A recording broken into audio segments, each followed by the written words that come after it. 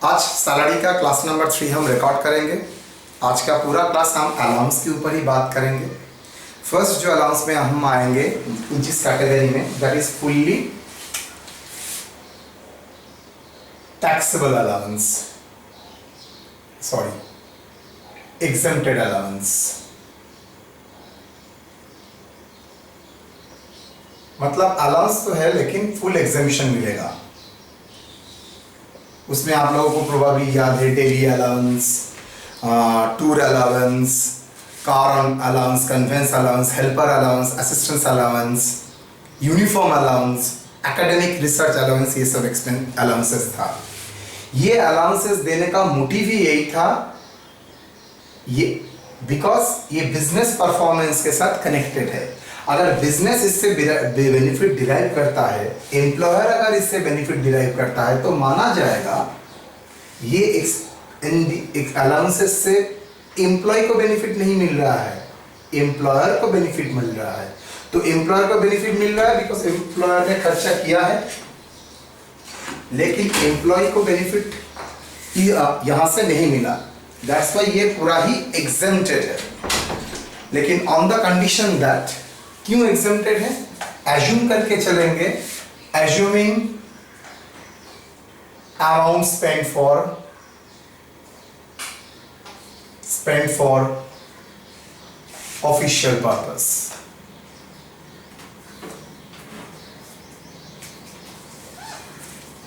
Okay, मैं यहां पर आपको दो एग्जांपल दूंगा। एक ट्रांसफर अलाउंस ₹10,000,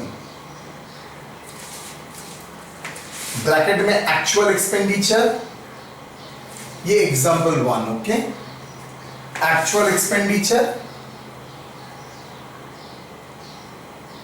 ₹8,000। अगर एम्प्लॉय दिखाता है मैंने आपने अलाउंस दिया इतना और एक्चुअल एक्सपेंडिचर हुआ है 8,000, तो कैसे होगा exempted? Solution,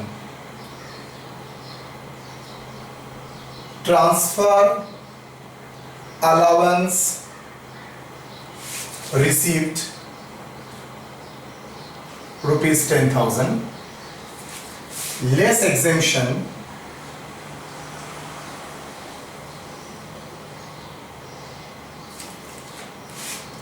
lowest one.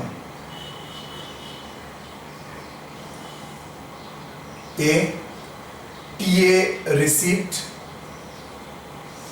10,000, B actual expenditure. देखिए बेटा, ये एक्चुअल एक्सपेंडिचर यहां पर 8,000 बोल दिया है, लेकिन हो सकता है आपको कुछ नहीं बोला, ट्रांसफर अलाउंस बोल के छोड़ दिया। ट्रांसफर ऑफिस कारण के लिए होता है, पर्सनल एंजॉयमेंट के लिए ट्रांसफर नहीं करता है। तो एक्चुअल एक्सपेंडिचर कुछ नहीं बोला है, तो 10,000 मिला है, तो मान के चलूंगा 10,000 ही खर्चा हुआ है, बिकॉज इसका ऑब्जेक्टिव तो ऑफिशियल है। लेकिन कोई महान इंसान दिखा रहा है मेरा एक्चुअल एक्सपेंडिचर 8,000 है, तो मुझे तो 8,000 लिखना ही पड़ेगा। तो दोनों में लोअर कौन सा है? 8,000, दैट इज 2,000 इज टैक्सेबल। अगर कुछ नहीं लिखा रहता है एक्सपेंडिचर के बारे में, मान के चलूंगा जितना अलाउंस मिला है उतना ही एग्जेम्प्टेड है। क्लियर? तो टैक्सेबल अमाउंट हो जाएगा, सैलरी में आ जाएगा 2,000। Example 2, uniform allowance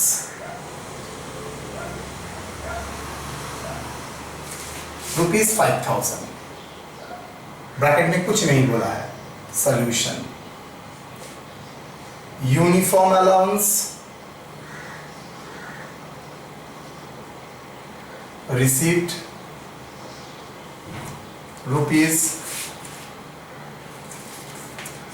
₹2,000 less exemption, lowest one,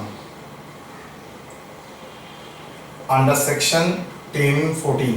एक चीज आप लोगों को बताता हूं, सेक्शन याद रखना नेसेसरी नहीं है, कोई करना चाहता है तो कर सकता है। ए, यूनिफॉर्म अलाउंस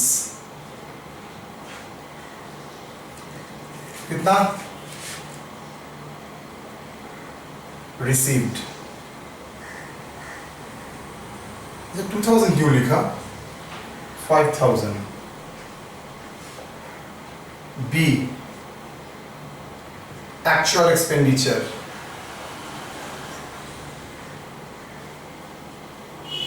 मान के चलते हैं जितना मिला है पूरा ही खर्चा हुआ है, तो taxable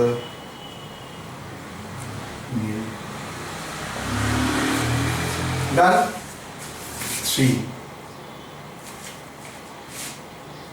daily allowance.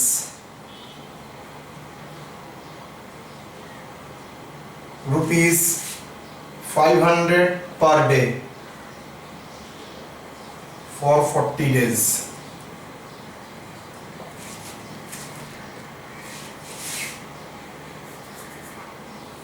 Actual expenditure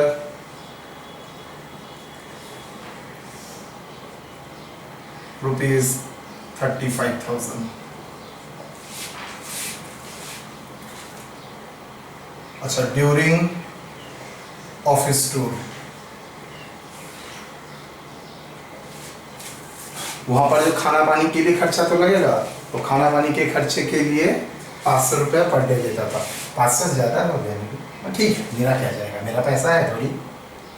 मेरा पैसा होता तो एक पैसा भी, फूटी कौड़ी भी नहीं देता. Daily allowance received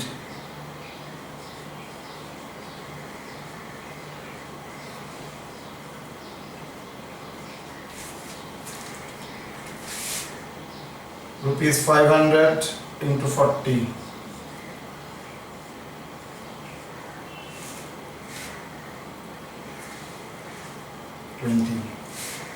Less exemption under section 10(14). Lowest daily allowance received rupees 20,000. B, actual expenditure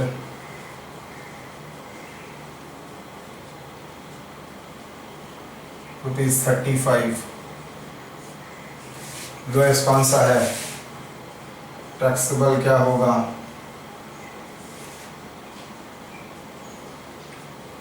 याद रखना सारा जिंदगी भर, इनकम से एग्जेम्पशन ज़्यादा, एग्जेम्पशन कभी भी इनकम से ज़्यादा नहीं हो सकता है, तो दैट्स व्हाई लोएस्ट वन होता है ऑलवेज.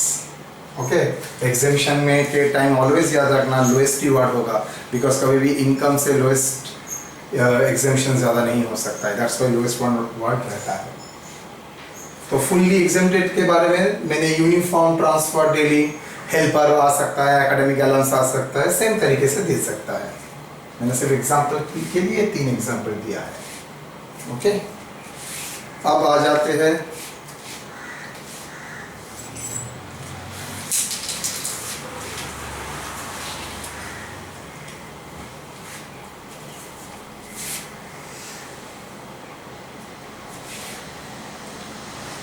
fully taxable. ना वो लास्ट में करूंगा. Partly exempted, partly taxable.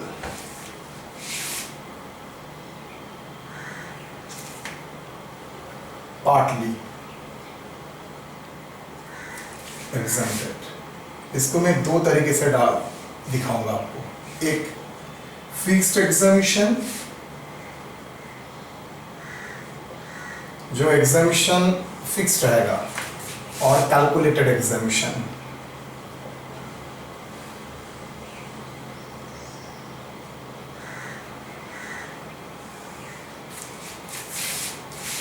Okay, fixed exemption में नंबर 1 आता है children. Children is a plural, मतलब एक से ज्यादा children. Children education allowance. Number 2 children hostel allowance. ये सब एम्प्लॉयर अगर देता है तो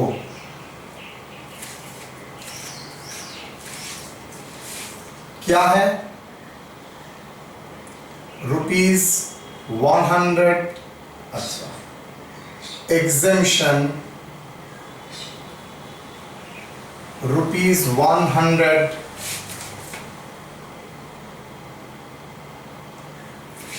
पर मंथ, लेकिन क्या लिखूंगा थोड़ा देख लेता हूँ।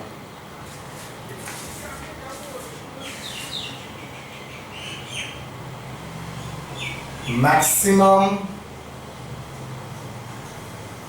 exemption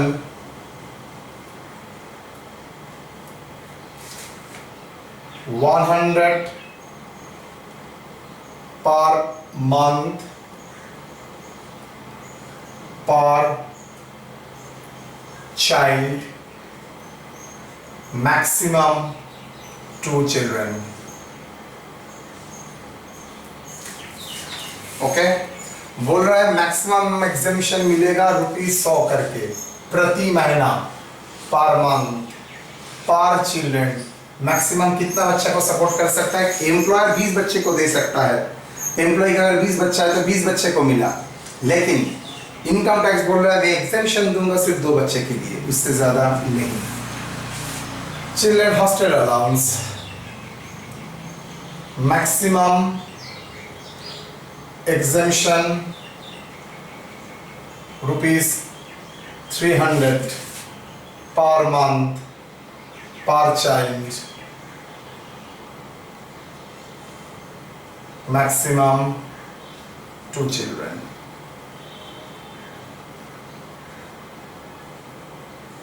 देखिए मजे के बाद दोनों में ही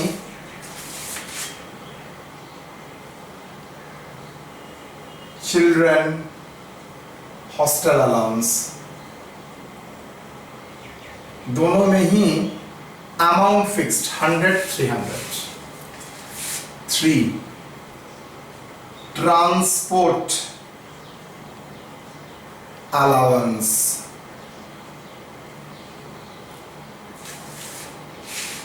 घर से बाहर, ट्रांसपोर्ट इज नॉट ट्रेवलिंग, घर से ऑफिस, ऑफिस से घर, इसके लिए transport.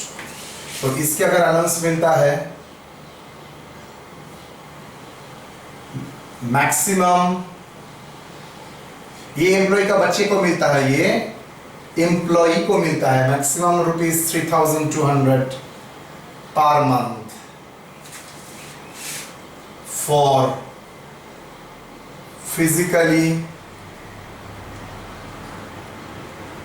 Disabled employ only.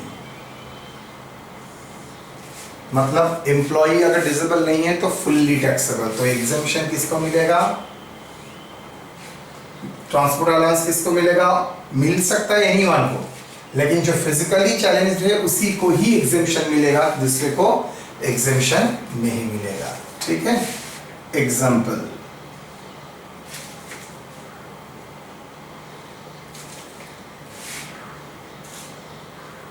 children education allowance,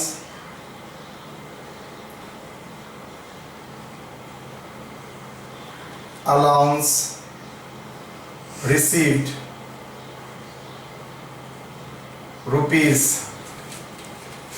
₹500 for each of 3 children.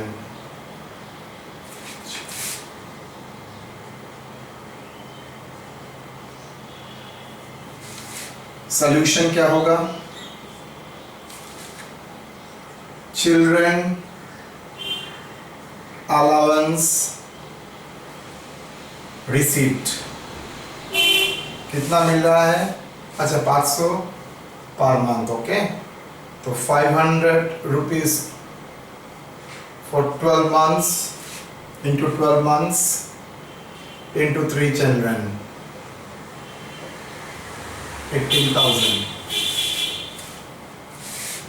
Less exemption.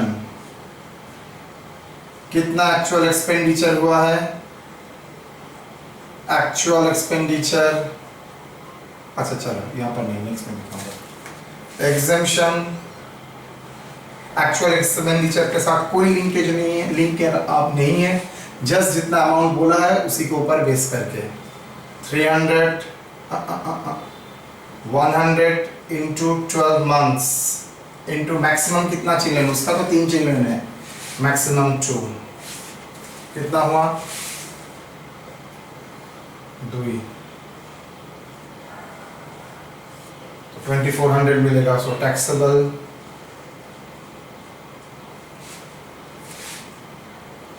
15,600. Answer. Example 2. Children hostel allowance rupees 200 per month for each children for 3 children.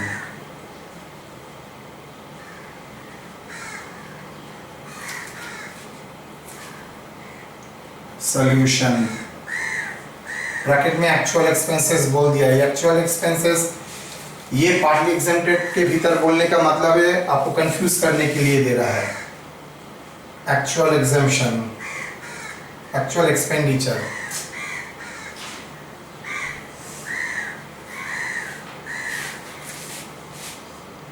Rupees 2000.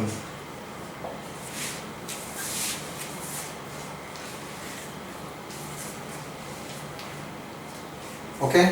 Actual expenditure rupees 2000. 12,000 करते हैं. Allowance received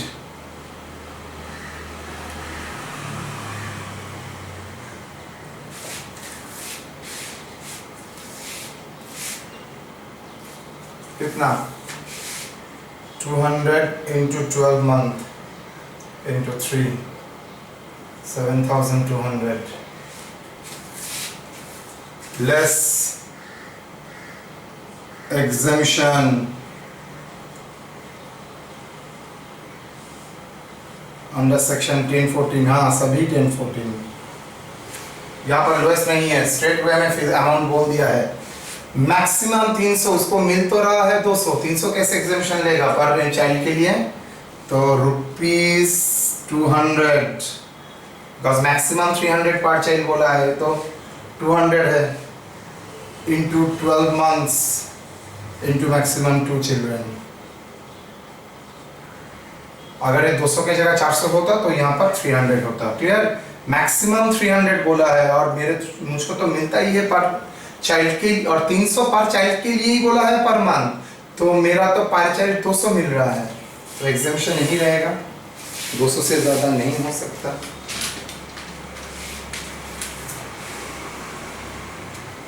to 200 into 12 into 2, 4,800.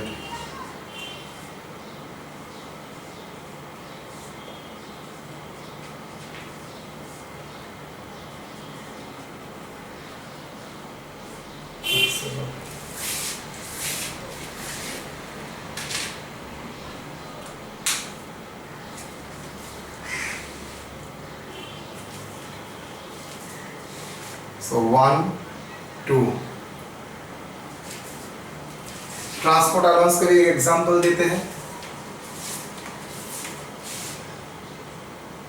Example 3.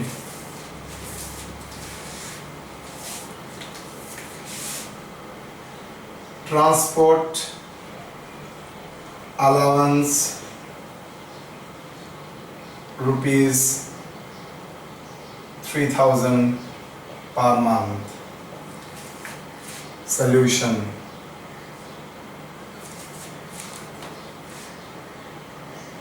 Transport allowance received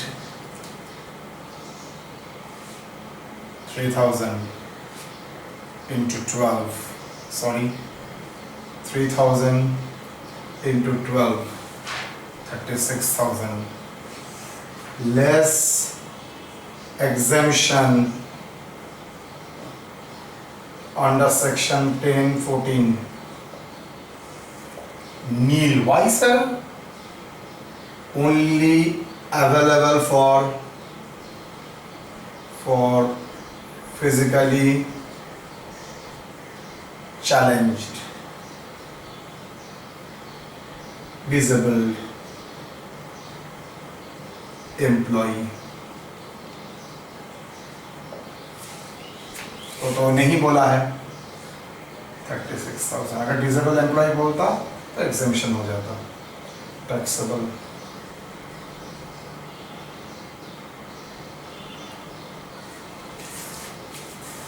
तो तीनों के ऊपर तीनों का छोटा छोटा कॉन्सेप्ट में प्रॉब्लम करा दिया। अब कैलकुलेटेड एग्जेम्पशन देखिए, कैलकुलेटेड एग्जेम्पशन में ये फिक्स्ड एग्जेम्पशन था। अब कैलकुलेट एग्जेम्पशन की कैटेगरी में आपका सिलेबस जितना कवर करता है दो, हाउस रेंट अलाउंस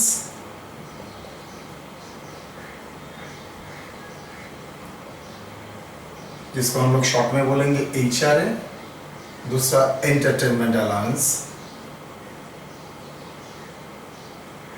अलाउंस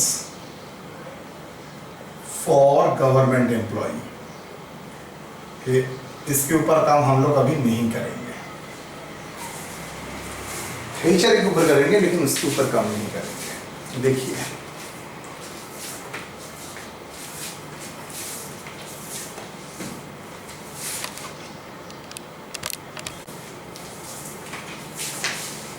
अब ये दोनों के ऊपर काम करेंगे। पहले कैसे कैलकुलेशन होता है, आपने तो लिखा है ना कैलकुलेटेड एग्जेम्पशन, तो कैसे कैलकुलेटेड एग्जेम्पशन होता है HRA के लिए देखते हैं।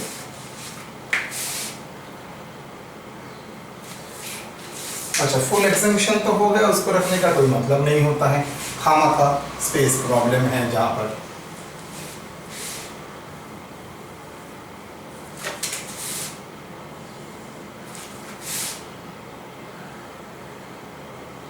Number 1 HRA received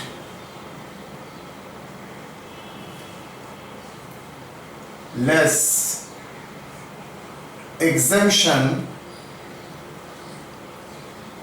under section 10(13)(a), lowest 1 A, HRA received for relevant period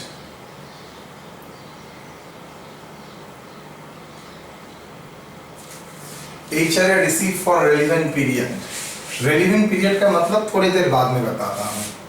B, rent paid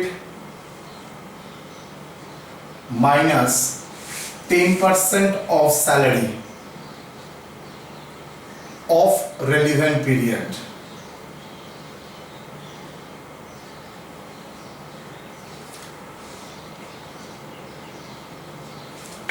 C, 40% of salary of relevant period।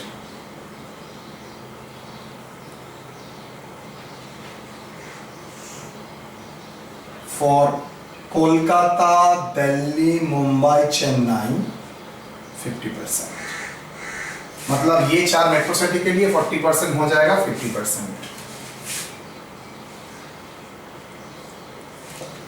Taxable HRA, तो एग्जेम्पशन मैंने कैलकुलेट किया लोएस्ट वन, HRA से माइनस कर दिया टैक्सेबल HRA। सैलरी का मतलब क्या है अभी आपको कुछ समझ में आएगा, जो हम लोगों ने क्लास 2 में किया था। Basic plus DA forming part, मतलब जो फॉर्मिंग पार्ट ऑफ सैलरी वो आएगा, नॉट फॉर्मिंग पार्ट नहीं आएगा। इसलिए मैंने 2 बाइफर्केट करके रखा था, forming and not forming. Okay,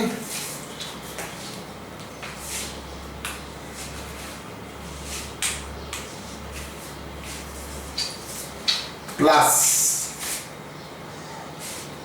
commission on turnover,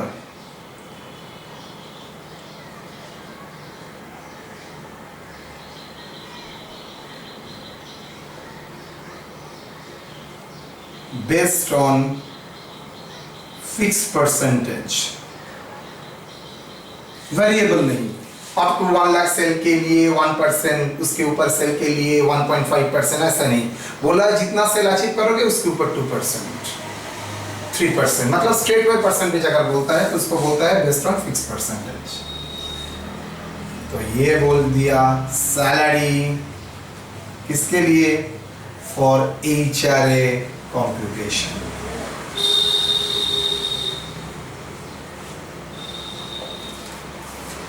Okay, so that is note 1.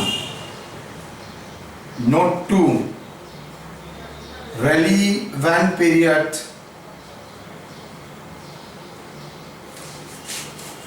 the period during which assessee paid the rent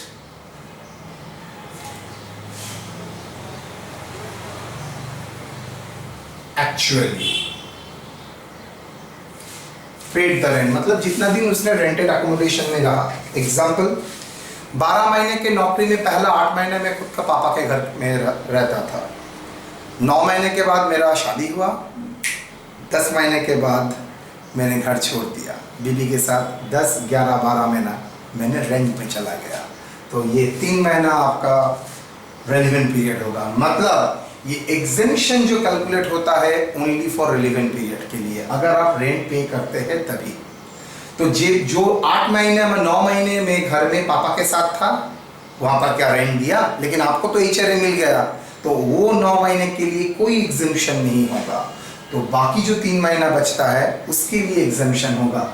HRA receive for whole year, यहाँ पर रिलेवेंट पीरियड लिखा ना, फॉर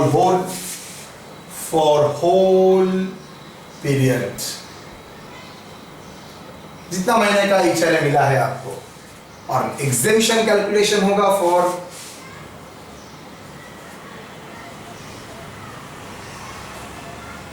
रेलिवेंट पीरियड। क्लियर? तो exemption calculation होगा for relevant period, मतलब जितना महीना में आप किराए के घर में रहे, और जिस महीना आपने किराए का घर में नहीं रहते हैं, पापा के घर में रहते हैं, दोस्त के घर में रहते हैं, वहां पर आपको कोई एग्जेम्पशन नहीं मिलेगा। तो HRA receive for the whole period, less exemption for the relevant period. Okay, अगर क्वेश्चन में बोल दिया है he reside in his father's house, he reside in his own house, father छोड़िए ओन हाउस, एग्जेम्पशन नील हो जाएगा। If assessee resides in his own house, exemption will be nil. Okay? और ये एग्जेम्पशन मंथ वाइज कैलकुलेट करना, अगर month में मोरलेस same रहता है तो कोई प्रेशर नहीं रहेगा।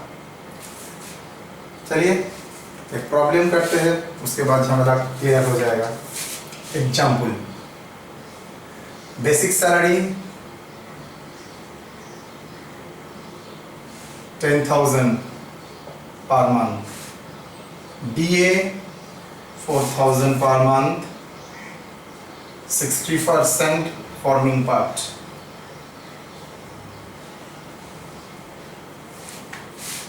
commission 1% on turnover, turnover 2 lakhs, HRA received rupees 3,000 per month, bracket में rent paid in a rented house,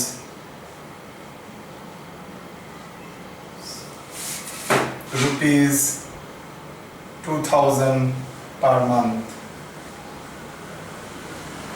at Kolkata.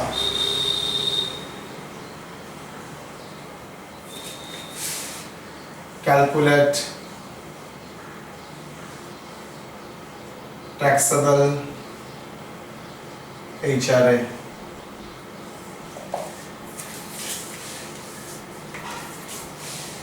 Done.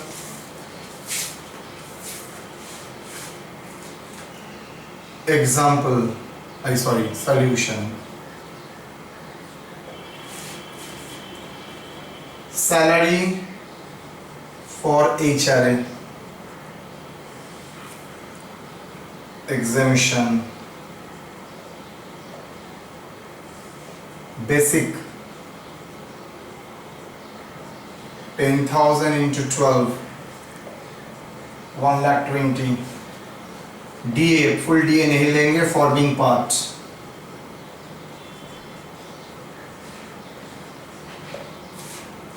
4,000 into 60% into 12.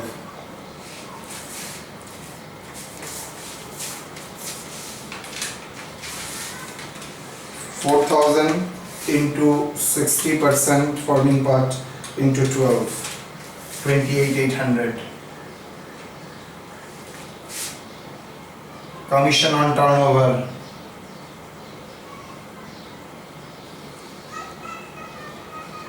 1%, not 2%, 1% on 2 lakh,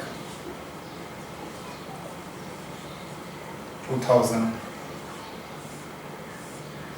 1,50,800 total.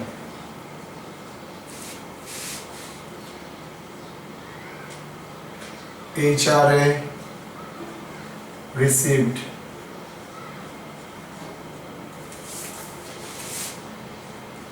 कितना HRA received?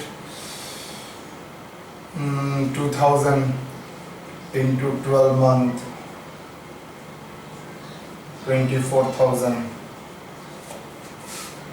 less exemption,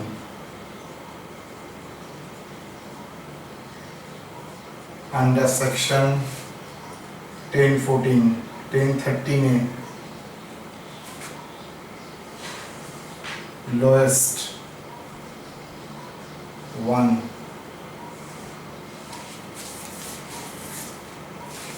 Kolkata में है situated. ए relevant कुछ नहीं बोला तो पूरा सारी रेलिवेंट मानूंगा. HRA रिसीव्ड, देखिए रेलिवेंट अगर जरूरी नहीं है तो रेलिवेंट वर्ड नहीं लिखिए. 24 for RP relevant period. Okay, चलो 24. B rent paid minus 10% of salary. Rent paid गलत, 3,000 था, 36,000, 36. Rent paid था 2,000 into 12 months. minus 10% of salary मतलब 1,50,800. तो 24,000 minus 15,800, 8,200.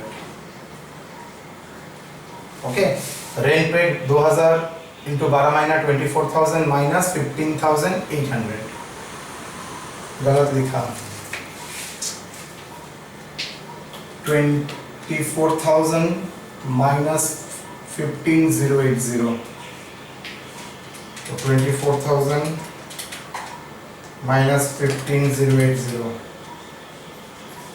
8,920. C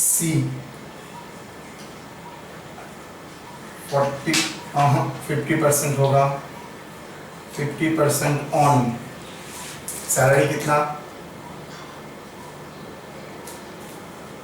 50% on salary 1 lakh.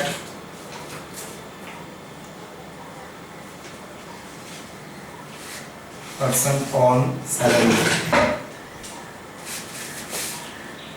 50% of 1,50,800. 1,50,800 उसका 50%, 75,400. lowest is 8920 taxable HRA 36,000 minus 8920 27080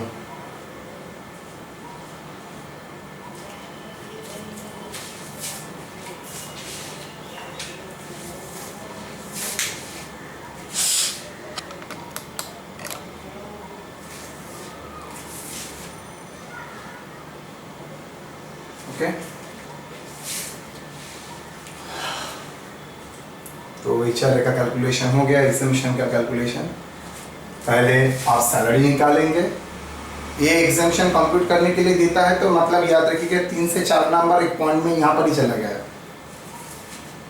less exemption under section 10(13)(a) lowest one A B C HRA receipt B rent paid minus 10% of salary of relevant period 50% salary of relevant period।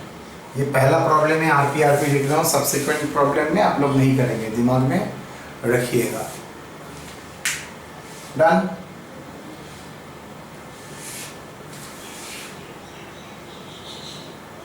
चलिए,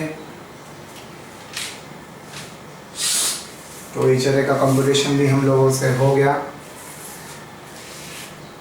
अब हम लोग करेंगे, इसमें problem नहीं, सिर्फ notes करके रख देंगे, that is entertainment allowance, because उसके ऊपर बहुत कुछ बोलना पड़ेगा।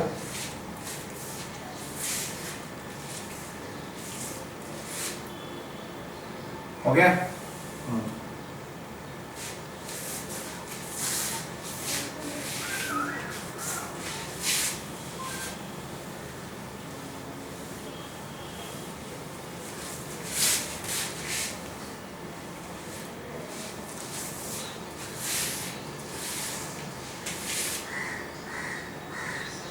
HRA में एग्जेम्पशन आपको नहीं मिलता है, डिडक्शन मिलता है, वो अगर गवर्नमेंट एम्प्लॉय है। नॉन गवर्नमेंट एम्प्लॉय के लिए नो डिडक्शन नो एग्जेम्पशन। तो फॉर HRA नहीं, sorry, entertainment allowance, entertainment allowance दो कैटेगरी में मैं दिखाऊंगा। For non government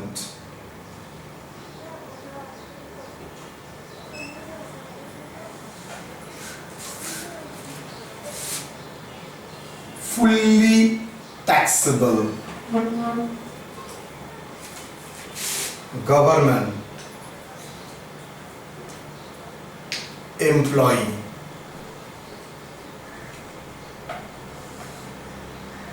deduction, not exemption, deduction available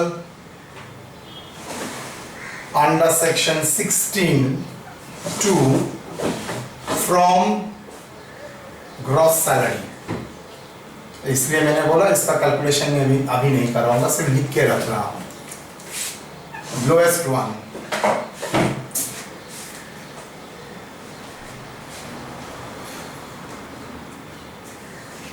A entertainment allowance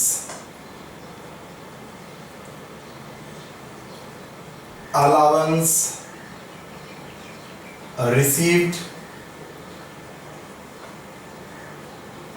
B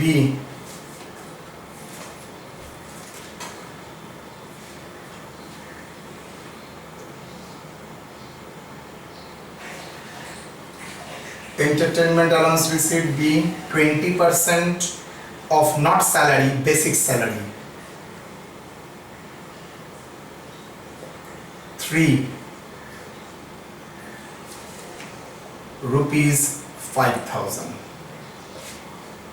ये तीन में जो लोएस्ट है वही चला जाएगा। ठीक है, entertainment allowance receive 20% of basic salary 5,000, लेकिन ये only for government employ. Non government employ के लिए ये कोई प्रॉब्लम ही नहीं है, बिकॉज फुल्ली टैक्सेबल, कोई एग्जेम्पशन नहीं है, डिडक्शन नहीं है। गवर्नमेंट एम्प्लॉय के लिए एग्जेम्पशन नहीं है, लेकिन डिडक्शन है फ्रॉम ग्रॉस सैलरी। ओके, चलिए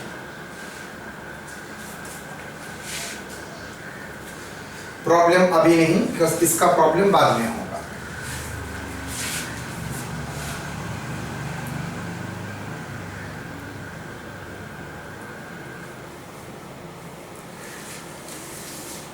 रॉन्जन शेन का एक प्रॉब्लम दिया है, वो हम लोग करेंगे, मैक्सिमम 5 से 10 मिनट लगेगा।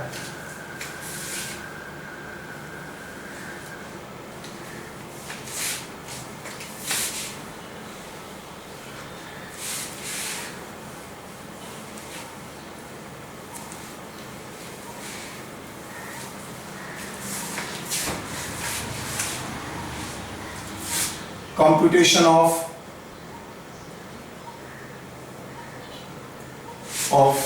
gross salary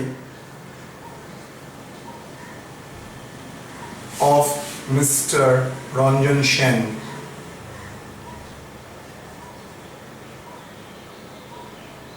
Previous year 2019-20. चलिए, बेसिक सैलरी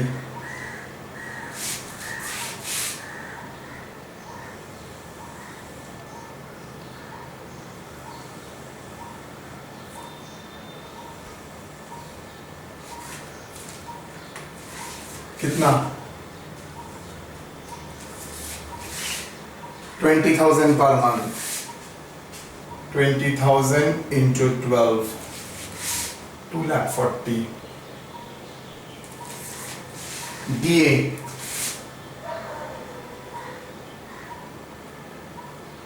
कुछ नहीं बोला है, assuming forming part, हम कुछ नहीं बोलेंगे तो always assume forming part। 80% of 2,40,000,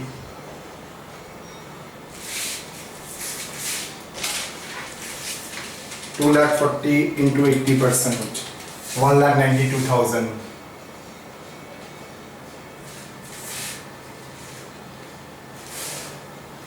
चलिए, फुल्ली टैक्सेबल के लिए तो कुछ नहीं बोलना है, जो है सभी टैक्सेबल होगा।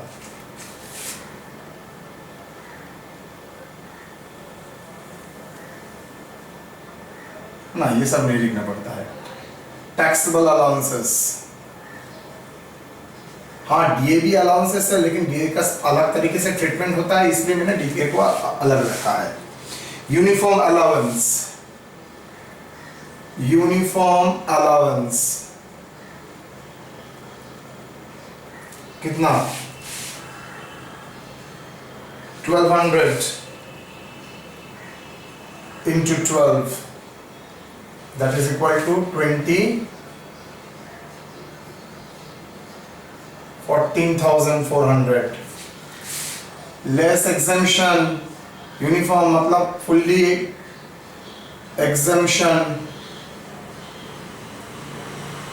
Under section 1014 lowest a allowance received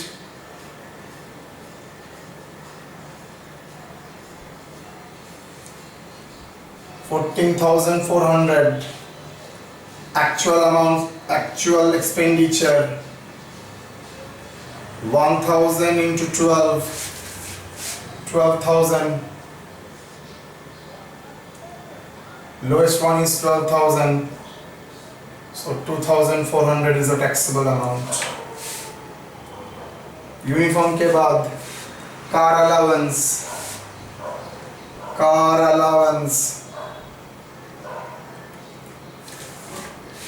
3,000 per month, 36,000। less exemption under section 1014 lowest ए। ये आप लोग देख के क्यों कर रहे हैं, खुद से कीजिए, एग्जाम्पल में तो समझा दिया था। रिसीप्ट क्या है? 36,000, मोर और लेस सेम ही होगा। बी एक्चुअल एक्सपेंडिचर बोल दिया है। Actual expenditure for office purpose 60% अगर पर्सनल है तो 40% क्या होगा for office, 40% of 36, 60% personal question में बोल दिया है, तो 36 का 40% office purpose 14,400, lowest one is 14,400, naturally 60% ही तो टैक्सेबल होगा, 21,600।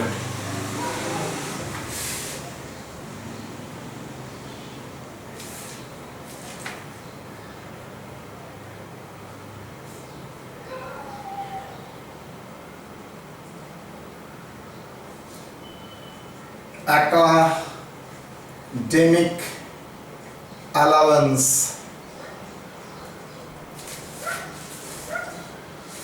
1,000 per month, 1,000 into 12, 12,000 less exemption under section 1014, lowest A allowance received 12,000, amount spent for office। आप कैसे समझेंगे कितना ऑफिसर नहीं, पूरा ही मान के चलेंगे ऑफिस, नहीं तो पर्सनल एंजॉय करने के लिए थोड़ी ही देता है। Nil children education, children education allowance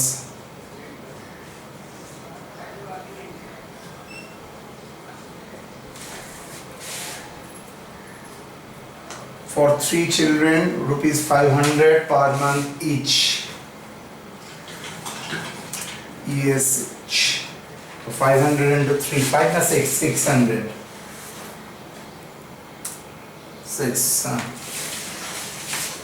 600 into 12 into 3। Company तो 20 को भी दे सकता है, एग्जेम्पशन आपको 2 के लिए मिलेगा maximum. 21,600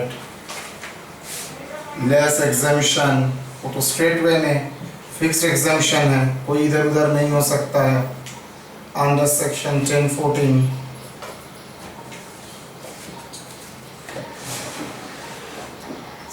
maximum rupees 100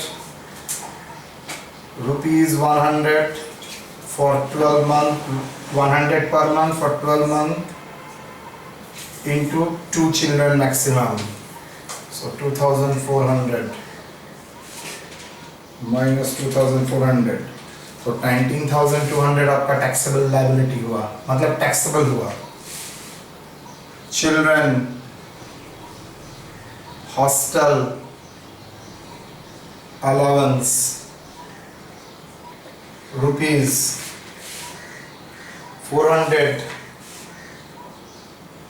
into 12 into 3, 400 into 12 into 3, 14,400 less exemption। यहाँ पर तो एग्जामिशन फिक्स्ड है, एक्चुअल एक्सपेंडिचर के साथ कोई कनेक्शन नहीं है ना, इसलिए ये छोटा हो जाता है। रुपीज 300, 400 था तो मैक्सिमम 300 मिल ही सकता है, into 12 months into 3, maximum 2 children, तो 300 into 12 into 2, 7,200, so figure comes to 7,200।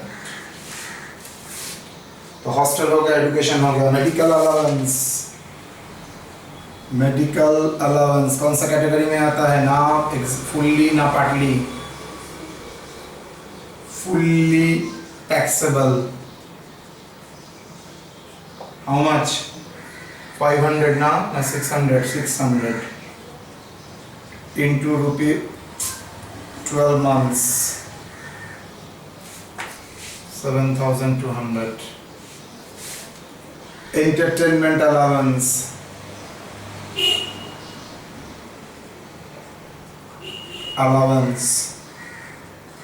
ये गवर्नमेंट एम्प्लॉय कहीं पर नहीं बोला है, तो नॉन गवर्नमेंट एम्प्लॉय क्या लिखेंगे? Fully taxable.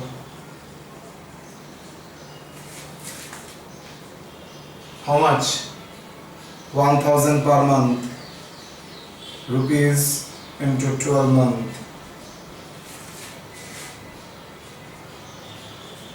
12,000। और कुछ? नो। तो that is gross salary.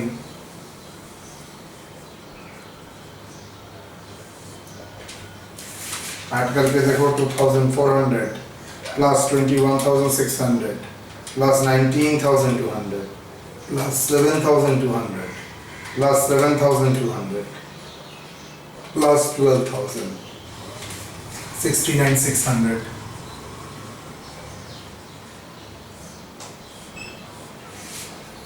plus 1,92,000 plus 2,40,000, 5,01,600।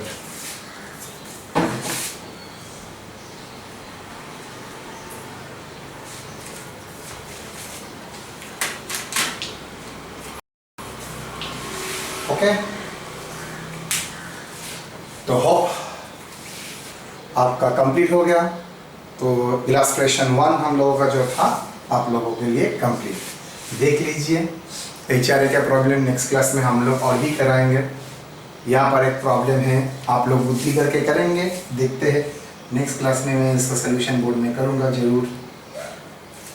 Okay, चलिए मैं सोल्यूशन भेजूँगा, लेकिन वो आप लोग चेक कॉपी चेक मतलब देखेंगे नहीं।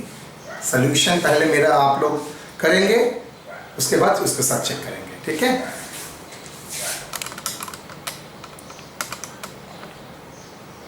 वो पार्ट तो मिसिंग था रे।